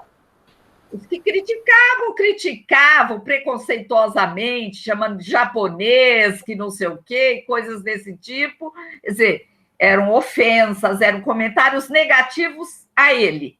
Mas os que elogiavam, também boa parte fazia isso. Mas entre os que elogiavam, havia os que acrescentavam argumentos para se pôr de acordo. Mas havia também aqueles que só diziam, mas se você é o máximo mesmo, que beleza, você... Certo? Quer dizer, coisas dessa ordem. Então, o que eu queria te perguntar é onde entra essa coisa também do elogio a favor da pessoa e não aos argumentos. É isso. Bom, acaba sendo também, vamos dizer assim, você faz um argumento e não vem uma outra fala que diz, este argumento está certo por causa disso, ou concordo, não, eu concordo porque você quem está dizendo. Também né, um argumento ad hominem, né, que é para a pessoa, né? para o ser, né? Só que, assim, como a gente sempre está muito acostumado a olhar mais o negativo, né? Você tem razão, é verdade, eu não tinha parado para pensar nisso. Que dizer que o outro está certo só porque é ele quem está dizendo também né? Um argumento ad hominem, né? Ou então, por exemplo, o ad verecundia também, não, tá certo porque é o fulano doutor quem está dizendo, né? Tá certo, Diana, eu não tinha pensado nisso. É verdade, sim. São argumentos falaciosos também, não é argumento do tipo, eu concordo porque a ideia está correta, o raciocínio, né? O encadeamento lógico, né? Isso se espera, né? Tá certo. Legal, muito boa observação, muito obrigado. Imagine, obrigada a vocês pelas falas, gente. Isso, chegou, eu vou aproveitar aqui o gancho agora que a professora Diana falou comigo agora, e chegaram algumas perguntas aqui no WhatsApp, e eu vou ler, tem uma endereçada a mim, né? Então, a pessoa diz o seguinte, né? Comumente observo conspiracionistas e afins utilizando a retórica, a lógica, para desmentir pesquisas bem fundamentadas sobre assuntos diversos, como pesquisas sobre aquecimento global, fascinação, etc. Parece-me que, nesses casos, há um claro desequilíbrio entre o esforço empreendido pela pesquisa e pelos conspiracionistas, dando vantagem a esse último grupo, né? Talvez minha pergunta seja, como enfrentar os conspiracionistas nessas condições? Essa primeira pergunta. Eu vou dizer uma coisa, assim, que vai ser um pouco triste, né? Eu acho que precisa mais estudos e tal, mas, assim, quem abriu a porta do conspiracionismo na sua mente precisa de ajuda médica, é sério. É sério, pessoal. Uma vez que você abre a sua mente para conspiracionismo e tal, porque, assim, são muitos casos de pessoas, eu não sei se vocês assistiram aquele documentário no Netflix, né, sobre os terraplanistas, né, muitas vezes eram pessoas assim, não, eu vou lá ver esse argumento, combater, de repente a pessoa se viu enredado naquele negócio. Então, eu não sei se dá para salvar um conspiracionista, mas dá para salvar pessoas para não cair no conspiracionismo. Eu acho assim que... Porque, assim, uma coisa é certa, uma vez que quando a pessoa... Aí, pessoal, eu estou falando aqui, né, por minha conta, assim, meio psicologia de botequim, tá? Por favor, é bom pesquisar mais, assim, estou falando, assim, de pura impressão, por favor, né, não precisam fazer meme do que eu vou falar, né? Mas uma vez aberta a porta desses argumentos, eles vêm, porque é o seguinte, quando a pessoa está numa neura conspiracionista, todo o argumento que vier vão ser coisas do tipo, olha, os contrários estão querendo me convencer, eles estão usando a ciência para me dizer que a Terra não é plana, olha só como o mundo conspira contra mim, né? Então, a pessoa se coloca nessa posição. Então, quanto a essa pergunta, como combater os conspiracionistas, eu diria, não combata o conspiracionista, recomende um tratamento psiquiátrico, ok? Porque realmente eles fazem muito disso, né? Mas, assim, se você tiver paciência, coloque seu ponto de vista e tal, e, infelizmente, deixa a pessoa... Né, não tem muito o que fazer, né? Isso. Eu acho que a gente pode tentar salvar aquelas que ainda não caíram, né, nessas teorias da conspiração. Uma segunda pergunta aqui para mim também, que está aqui no grupo do WhatsApp, comumente observo conspiração... tá. Só um pouquinho, peraí. Eu estou correndo aqui.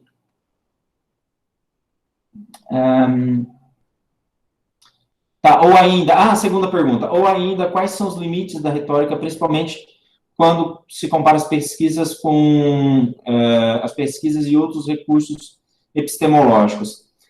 Então, a retórica tem a retórica, vamos dizer assim, depois de Descartes, não é tida uma disciplina, não é tida como uma disciplina séria, né? Como algo que venha trazer conhecimento, né? Descartes mesmo acaba, né? Assim, no seu discurso do método, ele combate muito essa questão da retórica, né? E assim, veja, a retórica, né, faz parte da nossa vida. A retórica faz parte da nossa vida, no discurso religioso, no discurso jurídico, no discurso do marketing e tudo mais, porque no final das contas são objetivos que se quer ali, né? Eu acho que a retórica pode ser um objeto de análise e compreensão do comportamento das pessoas, do discurso das pessoas, né? Então, e aí por isso que eu falo, né, enquanto professores de português de redação, de professores de história e filosofia, né, das ciências humanas e plus das ciências também, das outras ciências que a gente chama de ciências naturais ou hard e tal, né? Porque, assim, esses recursos retóricos acabam sendo empregados no dia a dia. Também a gente não pode demonizar a retórica, tá? Também respondendo, a gente não pode demonizar a retórica, né? Porque se a gente for, vamos dizer assim, num sentido aristotélico, Aristóteles tinha algumas ideias, por exemplo, a ideia do topoi, comum, do lugar em que você e seu interlocutor encontram de um determinado acordo, né? De um determinado lugar comum, no bom sentido, né? Em que, por exemplo, na política isso é muito importante, não é? Então, alguém chega com um projeto, sei lá, um projeto tal, e o outro tem uma outra visão sobre esse projeto, e começa aquele embate, mas normalmente o projeto quer o bem de alguém, né, ou de um grupo da sociedade brasileira, vamos pensar assim, uma política um pouquinho limpa, né? E é claro que sempre vai ter uma força de convencimento, então não dá para a gente escapar.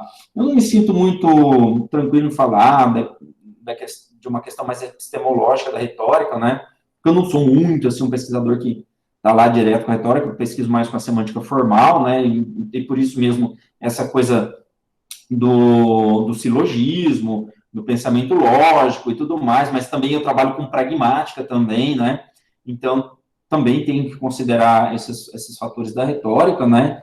Da força argumentativa, ok? Então, só para concluir aqui essa pergunta, né?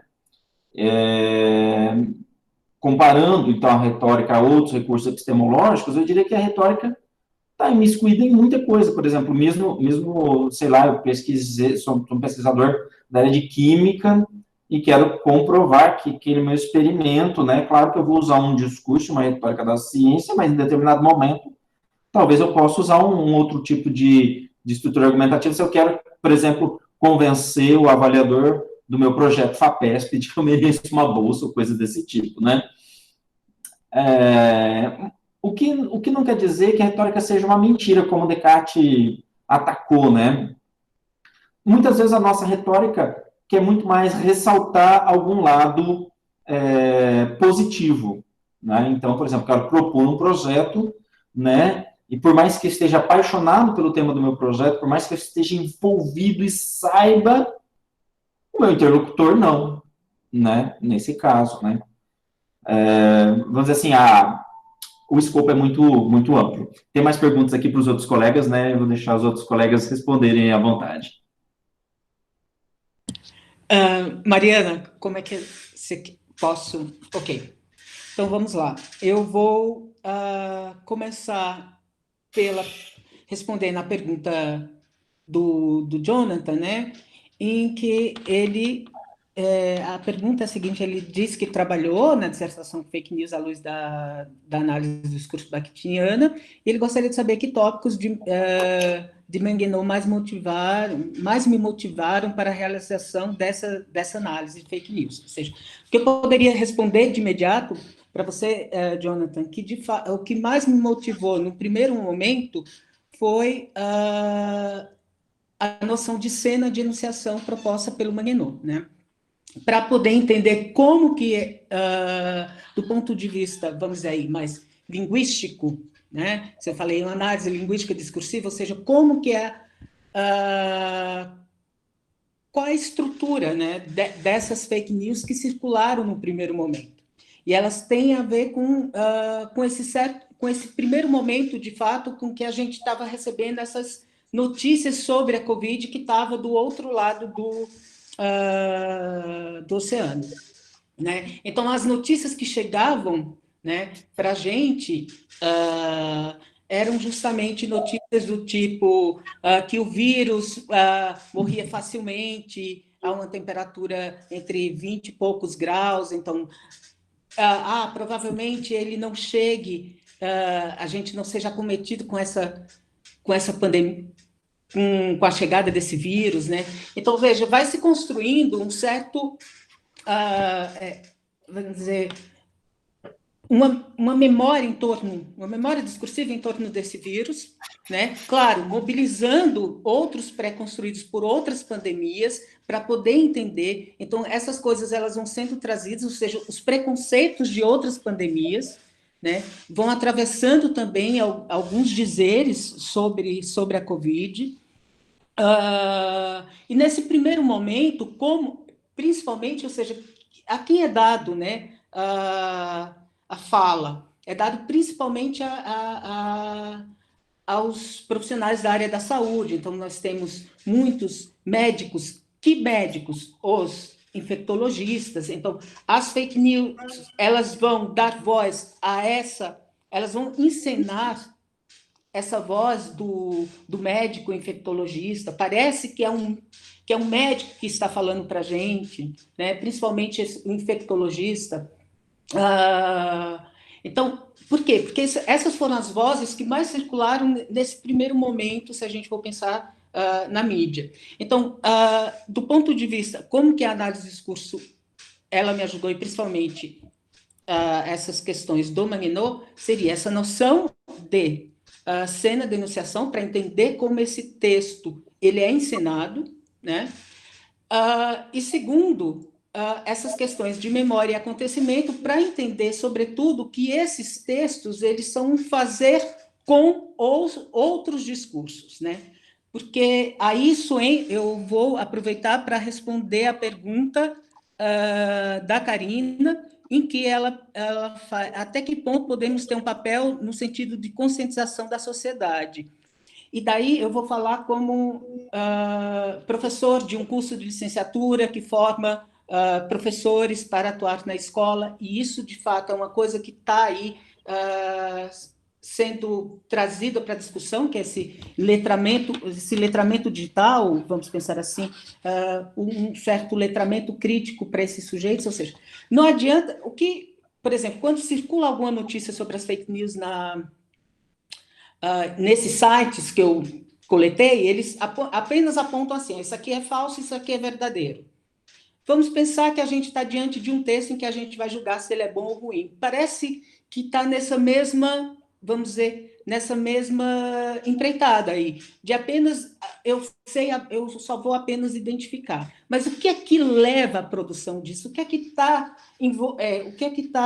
vamos dizer, por trás disso tudo, né? O que é que sustenta esse texto? Quais discursos que sustentam? Então, esses discursos, eles estão circulando. Então, buscar esse fazer como que esses textos dialogam com outros discursos, eu acho que isso é o grande papel do professor em sala de aula. Não apenas dizer assim, isso aqui é uma fake news, ponto final, e acabou. Ela é fake news porque essa notícia é falsa. Ponto. Não, mas o que levou à produção dessa notícia falsa? Com que essa fake news, vamos dizer, esse texto ele foi produzido com outros discursos. Então, por exemplo, pensar que existem essas falas que atravessam aí esses textos, por exemplo, como a fala do Bolsonaro, então sempre as falas dele vão atravessar muito dessas produções dessas fake news. Não é à toa que há uma inversão dessa circulação dessas fake news. O que muito circulava antes sobre esses métodos de cura, né, essas falsas curas, agora a questão é justamente em torno dessas vozes que vão sendo gente, agora engasguei. Desletimizadas. Acho que estou com sede. E daí, o que eu acredito aí por exemplo, quem que está agora? Então, é essa disputa de sobre o uso da cloroquina. Então, não é só simplesmente do âmbito da saúde, né? Mas também do âmbito do político e outras questões que vão atravessando, né? Questões, vamos dizer, discursos conservadores que vão sendo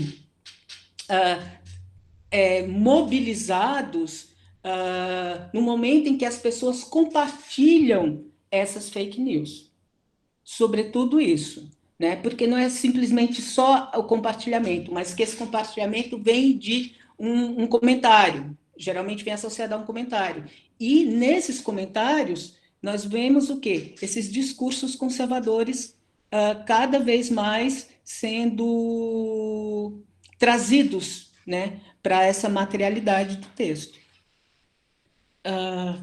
Eu acho que isso também responde um pouco à pergunta do Tiago sobre essa questão da divulgação das falsas curas. Eu acho que o propósito é mais por um discurso que estava, vamos dizer assim, circulando, ou seja, estão dizendo que é para ficar em casa, mas eu quero dizer que o Brasil não pode parar, né? Então, a economia precisa avançar. Então, essas falsas curas dão essa sensação de que eu posso sair, isso é apenas uma gripe, tomando um chazinho eu vou me curar, então não preciso ficar em casa, né? Então, acho que isso corrobora com esses discursos proferidos pelo Bolsonaro. Não estou querendo dizer que isso... Uma outra coisa, essas fake news sobre a Covid, ela circula no mundo inteiro. Agora, aqui, no nosso contexto, elas teriam esse efeito de sentido em conjunto com essas vozes, tá? Do bolsonarismo, né? Acho que é isso. Oi. Eu vou ler a pergunta primeiro que veio aqui pelo WhatsApp, que é... Posso ir, Luiz? Eu comecei a falar? Ah, tá. Então, na escala que propõe para os memes, entre mais replicação e mais invenção, como se estabelece quando foge da cadeia desse conjunto de memes? E a relação entre verbal e visual também deve ser considerada? Poderia comentar mais sobre? Bom, eu acho que não tem um critério, né, para a gente dizer quando não está mais dentro dessa cadeia de memes, né? Porque não é uma, vamos dizer, uma proposta normativa, né? Que como fazer memes, né? O meme tem que ser desse jeito. É mais uma observação sobre como que esses memes funcionam, o que a gente reconhece como meme, né? Então é nesse sentido. Alguma coisa que ninguém mais reconheça, né? Como parte daquele conjunto, que não tem mais nenhuma relação ali de semelhança, né, que não vai ser considerado um outro texto que não está naquela coleção de memes, né, mas não tem como estabelecer um critério específico, né. Acho que uma coisa também que é interessante observar, né, a partir dessa pergunta, estou pensando aqui, é que parece que tem algumas coleções, né, algumas séries de memes que tem parece uma coesão maior, né, ou seja, os textos mantêm ali uma similaridade muito grande, enquanto outras, a coisa da variação é grande, assim, né. Por exemplo, estou pensando naquele tipo, primeiro dia de quarentena, segundo dia de quarentena, terceiro dia de quarentena, né? Parece que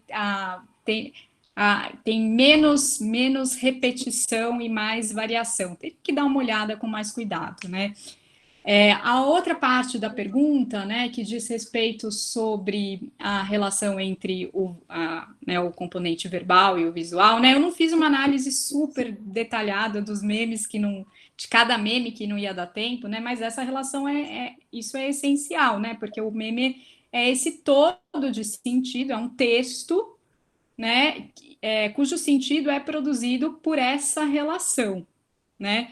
E é interessante a gente observar nessa tensão entre repetição e variação, que elementos, às vezes, estão variando e que efeito de sentido isso produz, né? Quando você muda a imagem, o que acontece? Quando você muda de linguagem, né, numa espécie de uma tradução intersemiótica, o que acontece se você passa de um filme para uma imagem fixa ou ao contrário?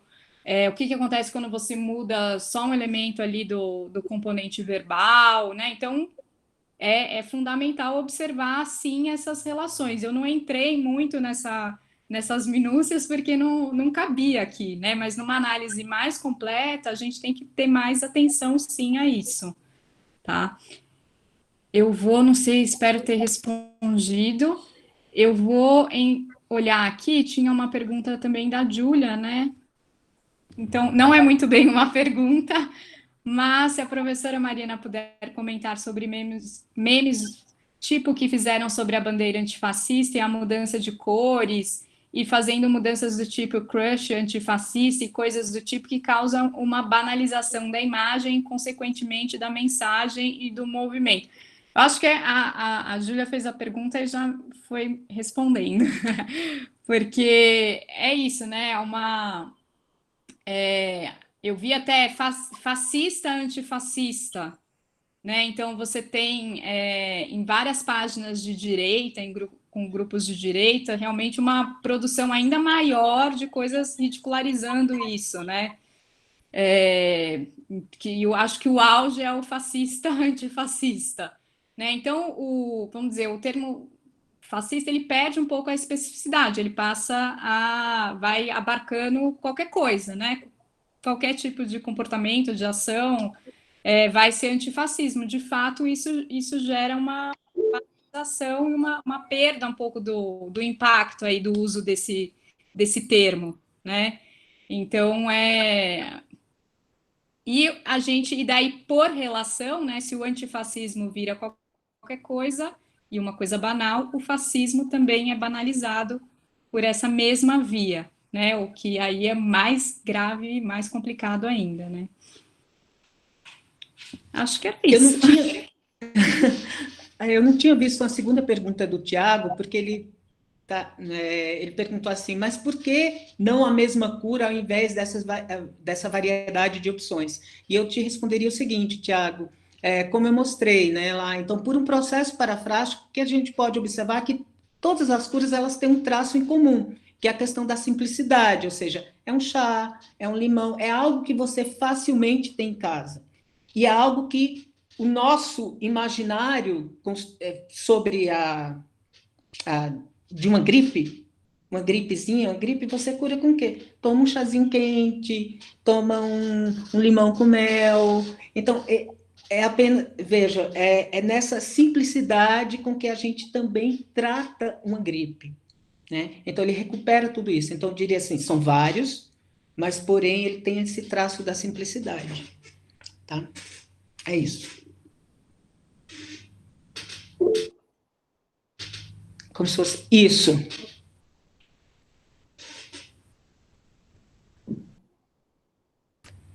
Alguém? Mais alguma pergunta, pessoal?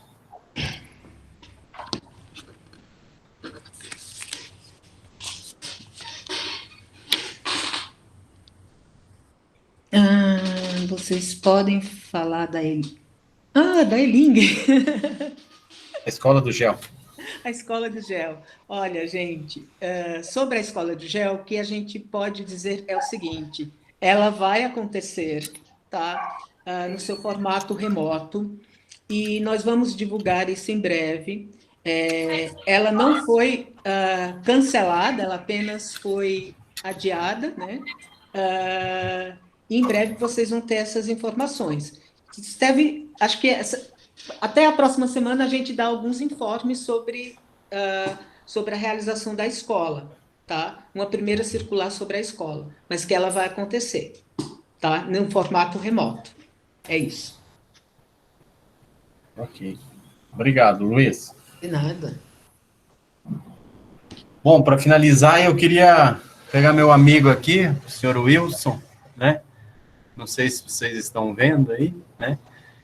Todos nós somos um pouco senhores Wilson nessa pandemia, né? A gente fica um pouco muito isolado, né? Então, em meu nome do senhor Wilson aqui, eu queria agradecer a vocês por nos colocarem de volta no continente, né? Nos colocarem de volta no diálogo com as outras pessoas, tá? Então, muito obrigado, gente, de coração. Agradecimento meu aqui do senhor Wilson, tá bom? Obrigado, gente, tá? Até a próxima. Ok. Obrigado, Baronas. Até a próxima. Obrigada, Baronas, todo mundo que ficou aqui ouvindo a gente. Isso. Também agradeço muito.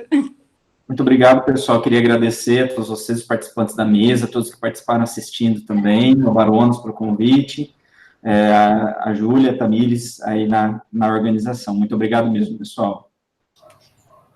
Eu.